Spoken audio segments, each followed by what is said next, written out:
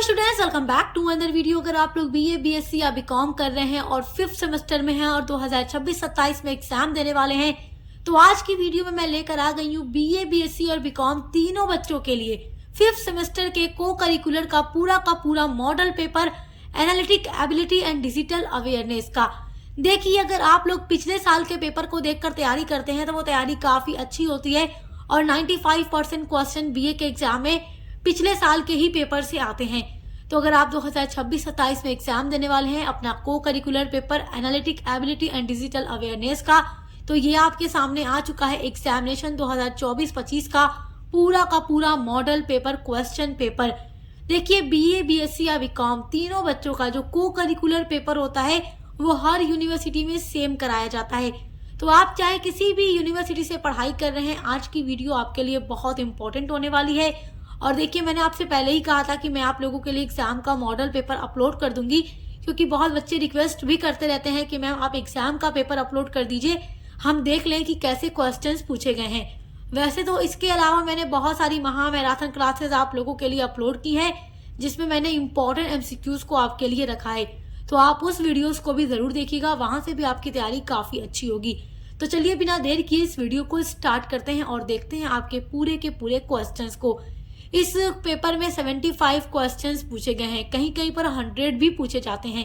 तो चलिए देखते हैं कौन कौन से क्वेश्चंस इसमें पूछे गए हैं, और सारे क्वेश्चंस इंपॉर्टेंट हैं और ऐसे ही क्वेश्चंस आपके एग्जाम में आने वाले हैं। तो मात्र एक वीडियो से आप अपनी काफी अच्छी तैयारी कर सकते हैं। देखिए, जो आपका पेपर होता है इंग्लिश में भी होता है और हिंदी में भी होता है, और मैंने आपसे ये कई बार कहा है कि जब आपको क्वेश्चन पेपर मिलता है तो पहले आप अपने OMR शीट पर फिल मत किया कीजिए, पहले अपने ही क्वेश्चंस को पढ़ा कीजिए, इस पर ही निशान बनाया कीजिए जो आपको राइट लग रहा है। उसके बाद पूरा पेपर करने के बाद एक बार इसको देखिए, उसके बाद OMR शीट पर फिल कीजिए, ताकि जो गलती हुई रहे वो आपकी सुधार हो सके। मतलब आप कहीं गलत लगा दे और एंड में आपको याद आ जाए कि हाँ ये सही हो सकता है, तो आप OMR शीट पर फिल कर देंगे तो फिर फंस जाएंगे, वहां काटेंगे, गंदगी होगी, नंबर कटेगा।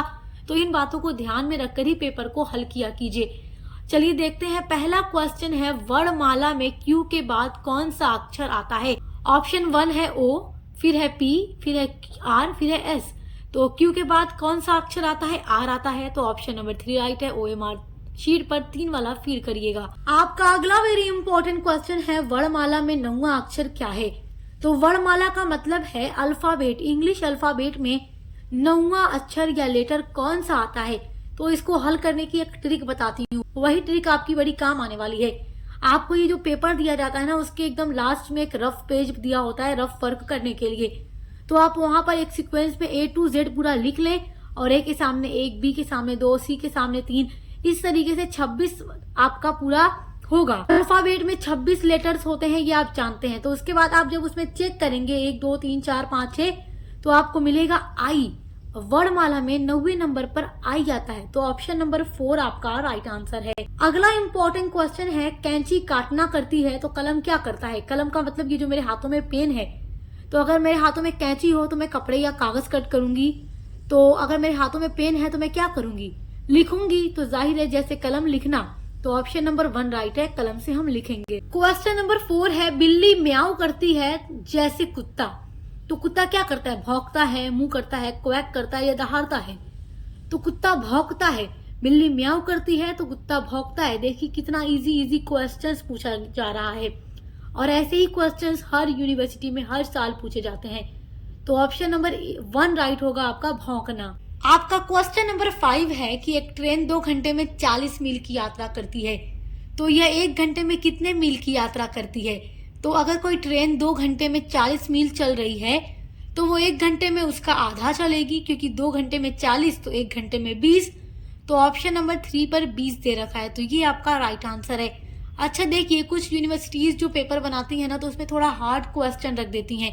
यहाँ पर जो क्वेश्चंस अभी आप देख रहे हैं काफी इजी हैं, लेकिन कुछ यूनिवर्सिटीज के भी पेपर मैंने देखे हैं, उसमें इजी और हार्ड सब मिक्स करके दे दिया जाता है। तो मैंने जो अलग अलग मैराथन क्लासेस अपलोड की हैं, उसमें मैंने कुछ हार्ड क्वेश्चंस को भी सॉल्व कराया है आपके लिए, ताकि आप उसको भी देख लें, ताकि आपका जब हार्ड क्वेश्चंस पूछे तो आप उसको भी अटेम्प्ट कर सकें। छोड़ कर आएंगे, नंबर कटेगा, बैक लग जाएगा। तो बैक से बचना चाहते हैं तो हमने जितनी वीडियोस अपलोड की है को करिकुलर 5th सेमेस्टर की बीए, बीएससी, बीकॉम के लिए, तो उनको ज़रूर देखिएगा। मैं लिंक दे दूंगी इसी वीडियो के डिस्क्रिप्शन बॉक्स में, प्लेलिस्ट की लिंक डाल दूंगी। क्वेश्चन नंबर 6 देखिए, यदि एक पुस्तक की कीमत 200 रुपए है, यानी पुस्तक यानी एक किताब की कीमत है 200 और आप 3 पुस्तक खरीदते हैं तो आप कितना खर्च करते हैं? एक किताब 200 रुपए की है, मैंने 3 किताब खरीदी तो 2, 2, 4, 6, मैंने 600 रुपया खर्च किया। तो ऑप्शन नंबर 4 पर 600 दे रखा है, तो ये आपका राइट आंसर है। आपका अगला क्वेश्चन है, यदि कैट को 3120 के रूप में लिखा जाता है तो डॉग को कैसे लिखा जाएगा? तो देखिए कैट, आप अल्फाबेट पर चेक करो, सी आता है 3 नंबर पे तो यहाँ 3 है, ए आता है 1 नंबर पे तो 1 है, टी हमारे अल्फाबेट में 20वें नंबर पे आता है तो 20 है। तो कैट को हमने 3120 के रूप में लिख दिया। अब डॉग को ऐसे ही लिख डालो, आप अल्फाबेट में चेक करो डॉग कितने नंबर पे आएगा, मतलब डी कितने नंबर पे आएगा। तो ए बी सी डी चौथे नंबर पे आया, ओ हमारा आ जाता है 15 नंबर पे, जी आ जाता है 7 नंबर पे। तो हमारा राइट आंसर कौन सा होगा? देखिए 4157, तो ऑप्शन नंबर 1 ये राइट है आपका। आपका अगला वेरी इंपॉर्टेंट क्वेश्चन है, यदि एप्पल को देखिए 11616125 के रूप में लिखा जाता है तो ऑरेंज को कैसे लिखेंगे? तो आपको अपने अल्फाबेट में चेक करना है। ए आता है 1 नंबर पे तो यहाँ 1 है, पी आता है 16 नंबर पे अल्फाबेट में तो यहाँ डबल पी है तो इसलिए यहाँ पर 16 2 बार है। फिर एल आ जाता है, देखिए एल आपको मिलेगा 12 नंबर पे और ई आपको मिलेगा 5 नंबर पे तो यहाँ 11 61 61 25 के रूप में हमने एप्पल को लिख दिया। तो अब ऑरेंज को चेक कीजिए, ओ आता है अल्फाबेट में 15 नंबर पे, आर आता है 18 नंबर पे, ए आता है 1 नंबर पे, एन आता है 14 नंबर पे, जी आता है 7 नंबर पे, ई आता है 5 नंबर पे। तो आपको अपना कौन सा ऑप्शन राइट लग रहा है? ऑप्शन नंबर 1 देखिए ये राइट है, तो आपका ये हो गया राइट। क्वेश्चन नंबर 9 है, ए बी का भाई है, यानी ए और बी दोनों भाई हैं और बी के पिता सी हैं, तो जो सी है वो बी का पिता है, तो सी का ए से क्या संबंध होगा?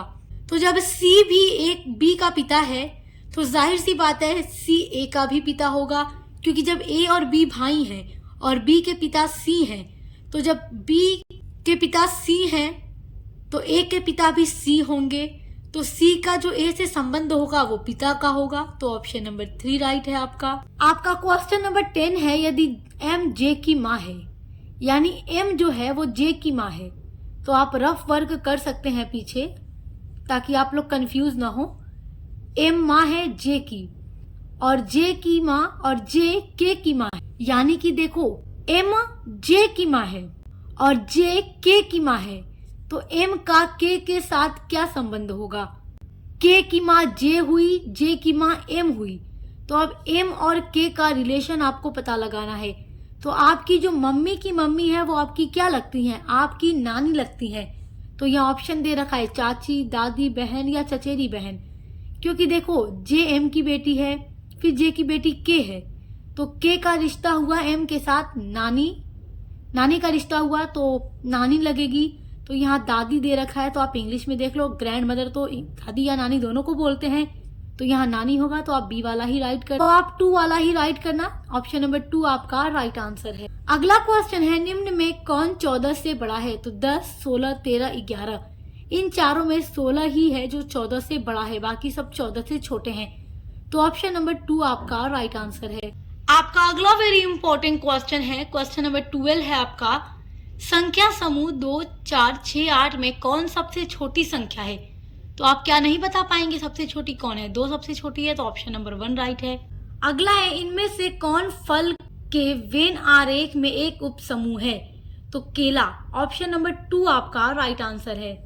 आपका 14वां क्वेश्चन है, A B C D E और एफ उत्तर की ओर मुख करके एक पंक्ति में बैठे हैं। बी जो है डी और एफ के बीच में बैठा है, डी जो है सी के ठीक बाईं ओर बैठा है, ए जो है ई के ठीक दाईं ओर बैठा है, तो बीच में कौन बैठा है? तो बीच में देखो कौन बैठा है, अगर आप इसको पूरा हल करोगे तो आपको निष्कर्ष मिलेगा बी जो है सभी में सबसे बीच में बैठा है, तो ऑप्शन नंबर 2 आपका राइट आंसर है बी। अगला इंपॉर्टेंट क्वेश्चन है, श्रृंखला में लुप्त संख्या ज्ञात कीजिए। लुप्त का मतलब जो मिसिंग है यहाँ पे नंबर, वो आपको पता लगाना है।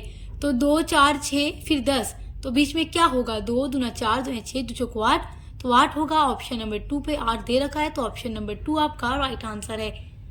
अगला क्वेश्चन है, क्वेश्चन नंबर 16 है, श्रृंखला में प्रश्न चिन्ह क्या है? तो 3, 6, 9, 12, उसके बाद क्या होगा? तो आप गैप चेक करो। 3 के बाद 6 और 3 के बीच में कितना गैप है? 3 का गैप है। फिर 6 और 9 के बीच में भी कितने का गैप है? 3 का गैप है। 9 और 12 के बीच में भी 3 का गैप है। तो आप फिर आगे 3 का गैप लगा दो, 15 हो जाएगा। तो यहाँ पर 3 का ही टेबल दिया गया है, 3, 6, 9, 12 फिर 15। तो ऑप्शन नंबर 2 आपका राइट आंसर है। आपका क्वेश्चन नंबर 17 है, सभी सेब फल हैं, सभी फल स्वस्थ हैं, इसीलिए सभी सेब हैं। तो जितना भी फल है वो सेब है, और सभी फल स्वस्थ भी हैं, एकदम हेल्थी हैं, तो इसलिए सब सेब क्या होगा? स्वस्थ होगा। ऑप्शन नंबर 4 राइट आंसर है। अगला है, कुछ बिल्लियां कुत्ते हैं और सभी कुत्ते जानवर हैं, तो इसलिए कुछ बिल्लियां क्या हैं? तो जब कुछ बिल्लियां कुत्ते हैं और सभी कुत्ते जानवर हैं, तो सभी बिल्लियां भी जानवर हुई। तो ऑप्शन नंबर 3 जानवर आपका राइट आंसर है। क्वेश्चन नंबर 19 आपका है, निम्नलिखित क्रम में आगे कौन सी आकृति आती है? तो पहले देखो यहाँ पर वर्ग दिया है यानी स्क्वायर, फिर ट्रायंगल है, फिर सर्कल है। तो वही दोबारा रिपीट हो रहा है, फिर से स्क्वायर फिर ट्रायंगल, तो उसके बाद क्या आएगा? यहाँ पे देखो सर्कल है, तो यहाँ सर्कल आना चाहिए। तो ऑप्शन नंबर 3 पे आपका सर्कल दे रखा है, तो ऑप्शन नंबर 3 आपका राइट आंसर है। क्वेश्चन नंबर 20 है आपका, श्रृंखला में आगे क्या आएगा? तो 1, 4, 9, 16, तो इसके बाद क्या आएगा यहाँ पर? तो देखिए आपको यहाँ पर सभी के बीच का गैप देखना है। 1 और 4 के बीच 3 का गैप है। फिर आप देखो 4 और 9 के बीच 5 का गैप है। 9 और 16 के बीच में देखिए आपका 7 का गैप है। तो यहाँ पर 3, 5, 7, तो यानी जितनी भी विषम संख्या है उनका गैप आ रहा है। तो फिर 7 के बाद 8, 8 के बाद 9 विषम संख्या आती है। तो यहाँ पर 9 आपको 16 में जोड़ देना है। तो आपका 16 में 9 जब जोड़ोगे तो 25 आ जाएगा। तो ऑप्शन नंबर 2 पर 25 दे रखा है, वो आपका राइट आंसर है। अब कैसे आपको पता चला कि 9 हमें जोड़ना है? तो देखो यहाँ पर 1 और 4 के बीच में 3 का अंतर है, तो अगर हम 1 में 3 जोड़ दे तो 4 हो जाएगा। अब यहाँ 4 और 9 के बीच में 5 का अंतर है, तो हमने 4 और 5 को जोड़ दिया तो 9 आ गया। अब 9 और 16 के बीच में 7 का अंतर है, तो हमने 9 और 7 को जोड़ा तो 16 आ गया। तो 16 के बाद 9 अगली विषम संख्या आती है, तो आप 16 और 9 को जोड़ देंगे तो यहाँ पर 25 आ जाएगा। समझ में आ गया? अगला क्वेश्चन है, 4 बराबर त्रिभुजों में विभाजित एक वर्ग में कितने त्रिभुज हैं? तो 4 बराबर त्रिभुजों में विभाजित एक वर्ग में 8 त्रिभुज होंगे। ऑप्शन नंबर 4 राइट है आपका। क्वेश्चन नंबर 22 है, 3 ओवरलैपिंग सर्कल से बने आकार में आप कितने सर्कल पा सकते हैं? तो आप 3 सर्कल पा सकते हैं। ऑप्शन नंबर 3 आपका राइट आंसर है। आपका अगला इंपॉर्टेंट क्वेश्चन है, एक घन के कितने चेहरे होते हैं? तो जब आप एक घन यानी क्यूब बनाते हैं तो उसमें आपको 6 चेहरे मिलेंगे। तो ऑप्शन नंबर 3 आपका राइट आंसर है। अगला देखिए, यदि एक पासा शीर्ष चेहरे पर 1 और सामने वाले चेहरे पर 2 दिखता है, तो 2 के ठीक विपरीत चेहरे पर आपको कौन सी संख्या दिखेगी? तो 5 दिखेगी। ऑप्शन नंबर 3 पर 5 दे रखा है, ये आपका राइट आंसर है। अगला इंपॉर्टेंट क्वेश्चन है, क्वेश्चन नंबर 25 जो पूछा गया इस पेपर में, देखो बहुत इंपॉर्टेंट है। यदि एक वर्गाकार कागज को आधा मोड़कर काटा जाए तो उसके कितने टुकड़े होंगे? तो अगर आप एक कागज को लें, उसको बीच में से आधा मोड़कर काट दे तो आपका कागज 2 टुकड़ों में कटेगा। तो ऑप्शन नंबर 2 राइट है। देखो ये सब बहुत ही आसान से क्वेश्चंस हैं, और ऐसे ही क्वेश्चंस आपके एग्जाम में आएंगे, तो सारे क्वेश्चंस आपके लिए बहुत इंपॉर्टेंट है। अगला है, किस महीने में 28 या 29 दिन होते हैं? तो हर बच्चा जानता है फरवरी के महीने में 28 या 29 दिन होते हैं। तो ऑप्शन नंबर 4 राइट है। लीप वर्ष आप जानते हैं कि हर चौथे साल में एक 29 का महीना आता है, मतलब फरवरी का, बाकी 28 का ही आएगा।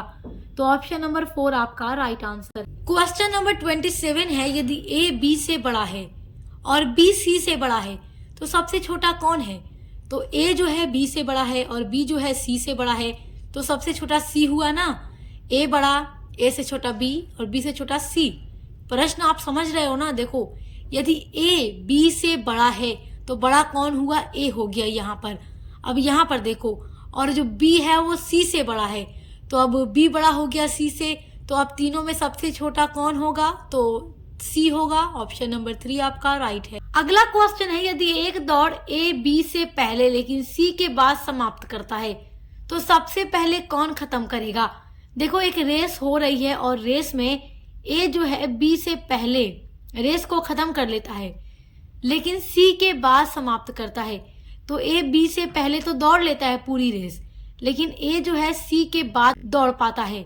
तो सबसे पहले कौन दौड़ रहा है, कौन रेस को खत्म कर रहा है, सी कर रहा है। कैसे? ए ने दौड़ा बी से पहले, लेकिन ए जो था वो सी से पीछे था। प्रश्न समझो, यदि एक दौड़ में ए जो है बी से पहले रेस को समाप्त करता है लेकिन सी के बाद में समाप्त करता है तो सबसे पहले कौन खत्म करेगा, सी करेगा। ऑप्शन नंबर 3 राइट है आपका। अगला क्वेश्चन है, निर्णय लेने की प्रक्रिया में पहला कदम क्या है। तो अगर आपको डिसीजन लेना है, निर्णय लेना है, तो सबसे पहले अपनी समस्याओं को पहचान करना होगा। तो ऑप्शन नंबर 2 आपका राइट आंसर है। अगला है, निम्नलिखित में से कौन सा निर्णय लेने की शैली का प्रकार नहीं है। तो विनाशकारी जो है निर्णय लेने की शैली का प्रकार नहीं है। ऑप्शन नंबर 3 आपका राइट आंसर है। अगला क्वेश्चन है, कथन दिया गया है, आपको एक स्टेटमेंट दिया गया है, सभी सेब फल हैं, कुछ संतरे हैं।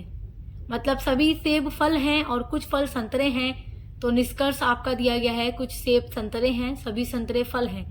तो केवल एक का अनुसरण करता है, केवल 2 का अनुसरण करता है, एक और दोनों का अनुसरण करता है, या ना तो फर्स्ट और सेकंड दोनों का अनुसरण नहीं करता। तो देखिए यहाँ पर जो 2 कॉन्क्लूजन आपको दिया गया है, पहला और दूसरा, तो दोनों का ही अनुसरण नहीं करता।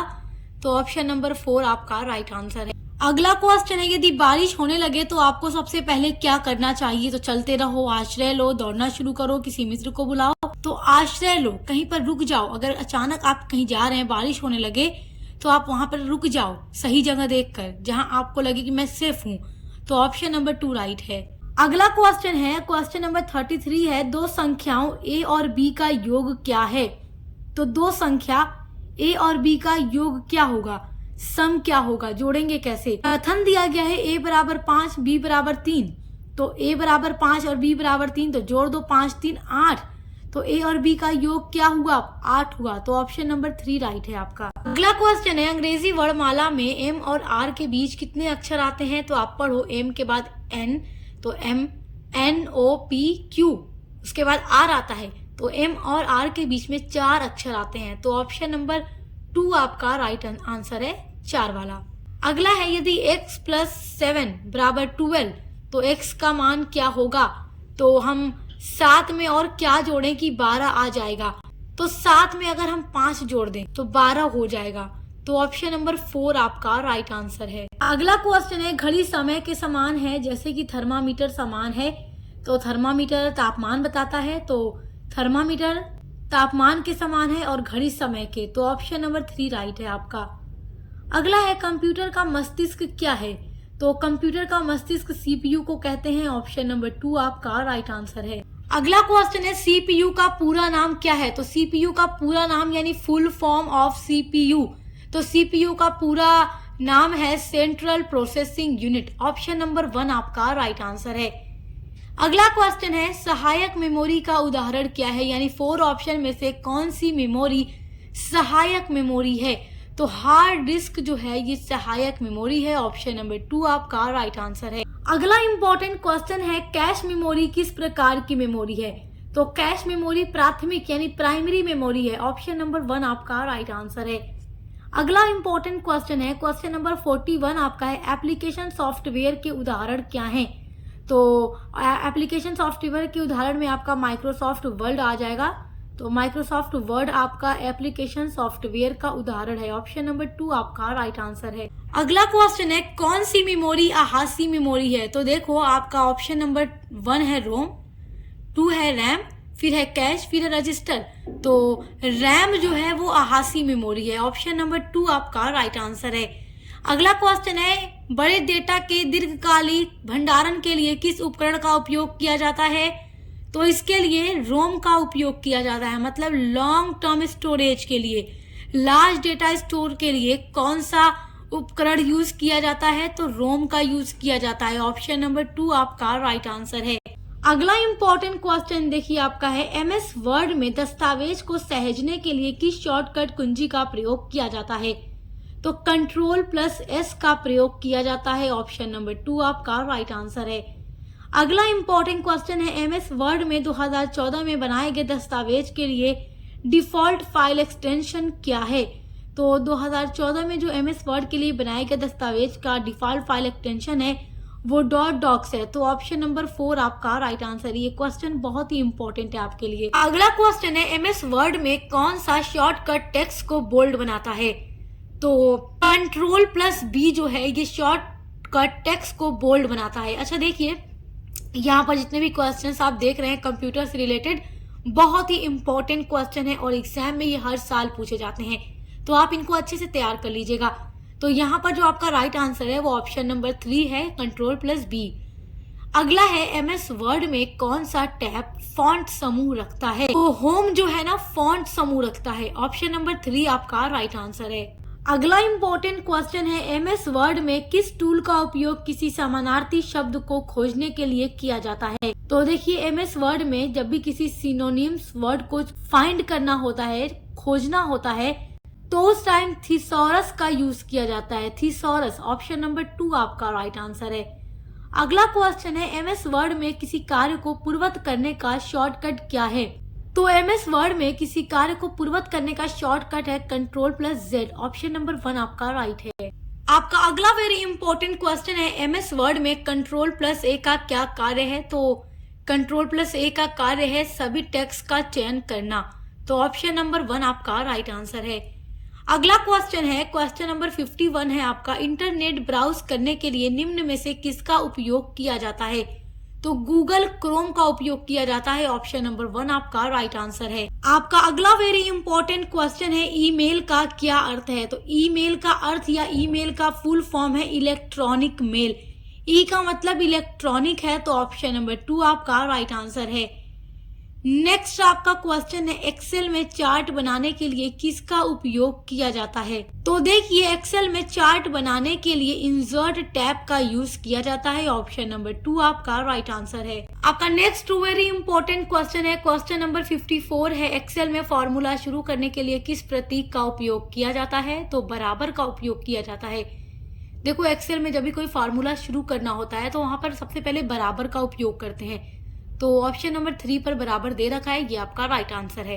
अगला क्वेश्चन है, क्वेश्चन नंबर 55 है, कौन सा फंक्शन एक्सेल में संख्याओं की श्रेणी का औसत निकालता है? तो एवरेज, ऑप्शन नंबर 1 आपका राइट आंसर है। अगला इंपॉर्टेंट क्वेश्चन है, एक्सेल में सम फंक्शन क्या करता है? तो एक्सेल में सम फंक्शन मान जोड़ता है। ऑप्शन नंबर 2 राइट है आपका। नेक्स्ट वेरी इंपॉर्टेंट क्वेश्चन है, एक्सेल में पंक्ति और स्तंभ का प्रतिच्छेदन क्या है? तो सेल है। ऑप्शन नंबर 3 आपका राइट आंसर है। अच्छा देखिए, नेक्स्ट क्वेश्चन है, कौन सा फंक्शन किसी श्रेणी में उच्चतम मान ढूंढता है? तो ये सारे क्वेश्चंस आपके लिए बहुत इंपॉर्टेंट है। देखिए, ये हर साल पूछता है क्वेश्चन। तो मैक्स जो है ये उच्चतम मान ढूंढता है। ऑप्शन नंबर 2 राइट है। अगला है, कौन सा टूल सेल को दूसरे सेल में फॉर्मेटिंग कॉपी करता है? तो फॉर्मेट पेंटर जो होता है ना, ये एक सेल से दूसरे सेल में फॉर्मेटिंग कॉपी करता है। तो ऑप्शन नंबर 4 आपका फॉर्मेट पेंटर ये राइट आंसर है। आपका नेक्स्ट वेरी इंपॉर्टेंट क्वेश्चन है, क्वेश्चन नंबर 60 आपका है। ये प्रश्न आपका बहुत इंपॉर्टेंट है, एक्सेल 2019 वर्क बुक के लिए फाइल एक्सटेंशन क्या है? तो ऑप्शन नंबर 1 यहाँ पर आपका राइट आंसर है। आपका नेक्स्ट क्वेश्चन है, फायरवॉल क्या करता है? तो ये बहुत इंपॉर्टेंट है, ये हर साल पूछता है को करिकुलर में। तो फायरवॉल जो है अनाधिकृत पहुंच को रोकता है। ऑप्शन नंबर 2 आपका राइट आंसर है। आपका नेक्स्ट वेरी इंपॉर्टेंट क्वेश्चन है, आपके कंप्यूटर को नुकसान पहुंचाने वाले सॉफ्टवेयर के लिए क्या शब्द है? यानी कि वो सॉफ्टवेयर जो कंप्यूटर को नुकसान पहुंचाता है तो वो मालवेयर होता है। तो ऑप्शन नंबर 3 आपका राइट आंसर है, मालवेयर। अगला है, इनमें से कौन सा पासवर्ड मजबूत है? तो ऐसा क्वेश्चन हर साल पूछता है। तो आप देखकर बताओ, आप देखकर क्या बता सकते हो कौन सा मजबूत होगा हमारे लिए? तो ये वाला देखो थोड़ा टफ लग रहा है बाकी तीनों के अकॉर्डिंग, तो ये वाला राइट हो जाएगा। तो ऑप्शन नंबर 3 आपका राइट है। अगला क्वेश्चन है, वेबसाइट पते में HTTPS का क्या मतलब है? तो इसका मतलब होता है सुरक्षित कनेक्शन। ऑप्शन नंबर 3 राइट है, मतलब वेबसाइट अगर सुरक्षित है तो इसका मतलब है HTTPS। तो ऑप्शन नंबर 2 आपका राइट आंसर है। ये क्वेश्चन इंपॉर्टेंट है। उसके बाद ये भी देखिए, बहुत इंपॉर्टेंट है। यदि आपको कोई संदिग्ध मेल प्राप्त होता है तो आपको क्या करना चाहिए? जैसे कोई ऐसा मेल है जो अच्छा नहीं है तो आप उसको क्या करेंगे? तो उसको हटा देना चाहिए, उसको खोलना नहीं चाहिए, जवाब नहीं देना चाहिए, केवल उसको हटा देना चाहिए, डिलीट कर देना चाहिए। तो ऑप्शन नंबर 3 आपका राइट आंसर है। आपका अगला वेरी इंपॉर्टेंट क्वेश्चन है, क्वेश्चन नंबर 66 है, फिशिंग क्या है।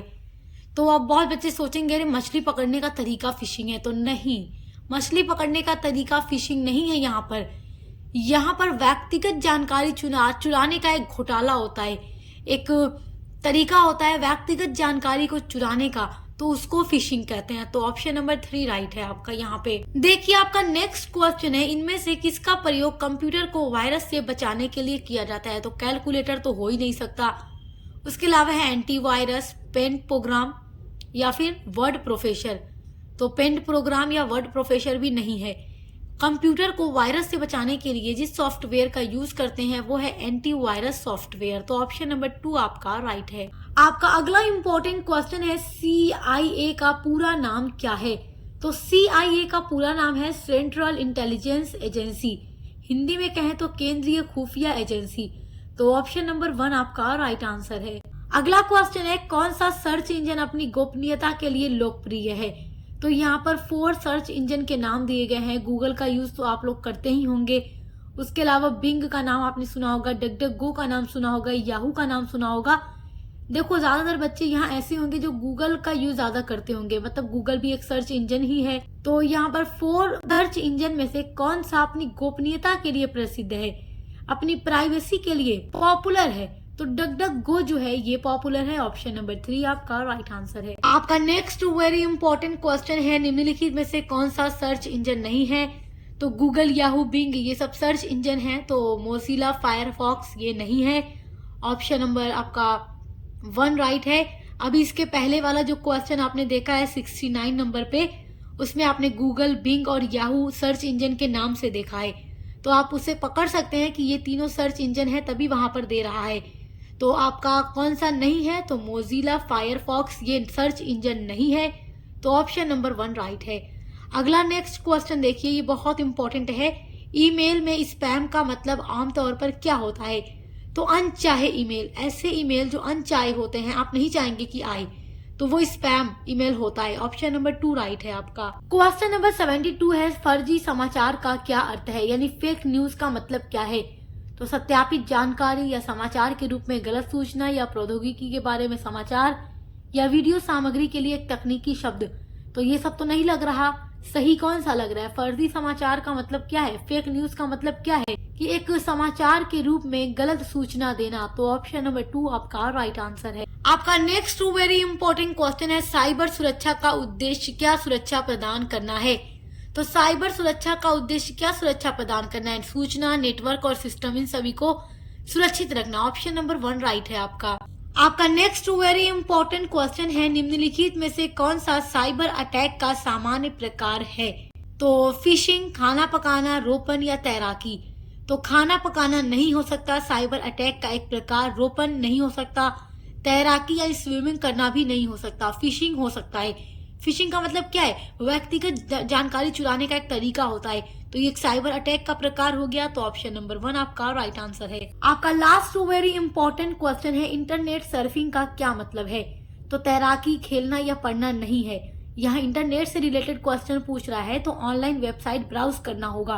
तो ऑप्शन नंबर 3 आपका राइट आंसर है। तो इस पेपर में 75 क्वेश्चंस पूछे गए हैं और मैंने पूरा आपको सॉल्व करा दिया और आपको बता दिया कि कैसे क्वेश्चंस आते हैं।